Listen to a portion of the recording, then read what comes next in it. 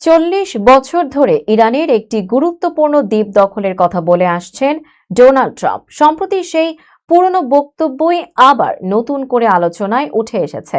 আন্তর্জাতিক এক প্রতিবেদনে দাবি করা হয়েছে, 1988 সালে দেওয়া এক সাক্ষাৎকারে ট্রাম্প প্রথমবার ইরানের প্রধান তেল রপ্তানি কেন্দ্র খার্গ দ্বীপ দখলের ইচ্ছে প্রকাশ করেছিলেন।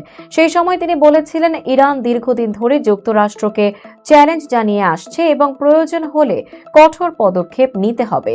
ট্রাম্পের মতে, মার্কিন জাহাজ বা সেনাদের ওপর হামলা হলে খার্গ দ্বীপ দখল করা হতে পারে একটি কৌশলগত জবাব।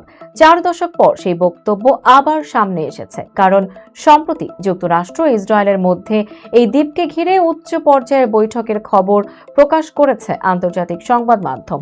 বিশ্লেষকদের মতে, খার্গ দ্বীপ ইরানের জ্বালানি অর্থনীতির জন্য অত্যন্ত গুরুত্বপূর্ণ। দেশটির মোট অপরিশোধিত তেলের প্রায় 90% এই দ্বীপের মাধ্যমে রপ্তানি করা হয়। তাই এই কেন্দ্রটির ওপর নিয়ন্ত্রণ প্রতিষ্ঠা করা মানে ইরানের অর্থনীতিতে বড় ধরনের চাপ তৈরি করা। বর্তমান ভূ রাজনৈতিক উত্তেজনার মধ্যেই হরমুজ প্রণালীকে ঘিরেও উদ্বেগ বাড়ছে, কারণ বিশ্বের প্রায় 20% তেল ও গ্যাস এই পথ দিয়েই পরিবাহিত হয়।